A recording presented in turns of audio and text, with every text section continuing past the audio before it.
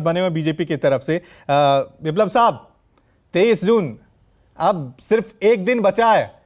विपक्ष ने हुंकार भर दी है और सीधा संदेश बीजेपी को दे दिया है कि इस बार जो विपक्ष 2024 में आपके सामने आएगा वो बिखराव नहीं होगा, वो एकजुट होगा। दक्षिण की बात करें, उधर पश्चिम बंगाल ममता बनर्जी की बात करें, ये सब लोग एकजुट होकर पीएम मोदी को, बीजेपी को जोरदार टक्कर देने वाले हैं।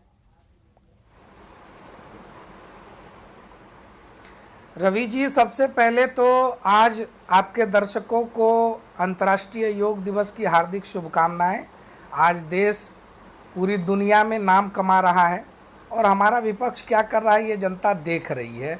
तो लड़ाई कुर्सी और स्वार्थ की है, लेकिन उस लड़ाई में भी सारे विपक्षी दल जो आज भारतीय जनता पार्टी के साथ एनडीए के गठबंधन में नहीं है, वो तमाम दल भी उनके साथ नहीं है। चाहे केसीआर हो या फिर पटनायक साहब हो, चाहे वाईएसआर के रेड्डी साहब हो, ऐसे बहुत सारे लोग हैं अभी जो उनके साथ अभी भी जाने को तैयार नहीं है। उमर अब्दुल्ला जी के भी सुर बदल चुके हैं।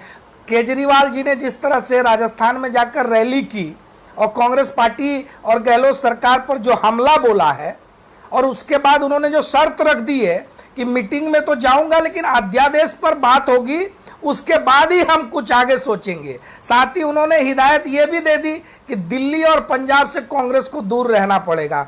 ममता बनर्जी और कांग्रेस पार्टी के बीच में अभी पंचायत चुनाव के दौरान जिस प्रकार की हिंसा तमाम दलों के साथ टीएमसी के गुंडे कर रहे हैं, उसके बीच में जो स्थिति बनती है उसमें विपक्षी एकता कहाँ खड़ी है वो देखने की बात होगी। लेकिन एक सबसे महत्वपूर्ण चीज जो है रवि जी, ये 4-5 दल जो प्रमुखता से नीतीश कुमार जी कह रहे हैं कि मेरी अगुवाई में खड़े हो रहे हैं, उनका कांग्रेस पार्टी के साथ जाने को लेकर एक बड़ा डर है। चाहे वो समाजवादी पार्टी हो, केसीआर की पार्टी हो, टीएमसी हो या अन्य कोई दल, उनका एक बड़ा डर है। उन सबका वोट बैंक जो आधार वोट है वो मुस्लिम वोट बैंक है और वो उनके साथ इंटैक्ट होकर के विधानसभा चुनाव में और बाकी चुनाव में खड़ा रहता है, तभी उनकी दुकान थोड़ी बहुत चल पा रही है।